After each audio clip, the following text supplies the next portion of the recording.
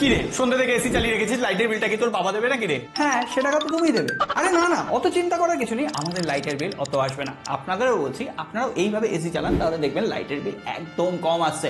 প্রথমত, আমরা যখন এসি চালাচ্ছি সেটাকে একদম চিল্ড ভাবে 16 সেট না করে 24 বা 26-এ সেট করুন, আর সঙ্গে সঙ্গে ঘরের ফ্যানটা অন করে দিন। তাহলে আপনার ঘরটা তো ঠান্ডা হবেই, তার সঙ্গে সঙ্গে সেটা এসির কম্প্রেসারের ওপর অনেক কম চাপ ফেলবে, ফলে ইলেকট্রিসিটি কিন্তু তাতে বাঁচবে। আর হ্যাঁ, যাদের একদম টপ ফ্লোরে ঘর, এমনকি সূর্যের ডাইরেক্ট সানলাইট ঘরের ওপর এসে পড়ে, তাদেরকে বলছি দরজা জানলায় বড় মোটা পর্দা লাগিয়ে দেওয়ার জন্য।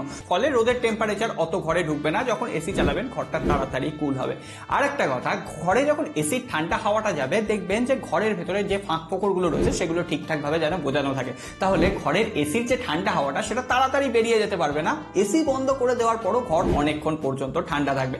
আর সব থেকে যেটা ইম্পর্টেন্ট, একবার হলেও বছরে সার্ভিসিংটা করিয়ে নিন, কারণ এসির ভেতরে অনেক সময় ময়লা পড়ে যায়, তখন এসিটা অনেক বেশি টাইম নেয় ঘরকে ঠান্ডা করতে, ফলে ইলেকট্রিসিটি বেশি খরচ হয়। আর হ্যাঁ, সব থেকে বেশি ইম্পর্টেন্ট, ইলেকট্রিসিটি বাঁচানোর চক্করে এসি বারবার অন অফ করবেন না। যখন একদম দরকার লাগবে না তখন সেটাকে অফ করে দিন, এমনকি দরকার পড়লে আপনি শিডিউল করে রাখুন। আর বাবা, সাবস্ক্রাইব করতে বলে দিও লোককে। ও এই ব্যাপার, তাহলে সবার সাথে ভিডিওটা শেয়ার করে দিন, যাতে সবার লাইটের বিল বেঁচে যায় আর আমার ঘরের এসিটাও চালিয়ে দেয়।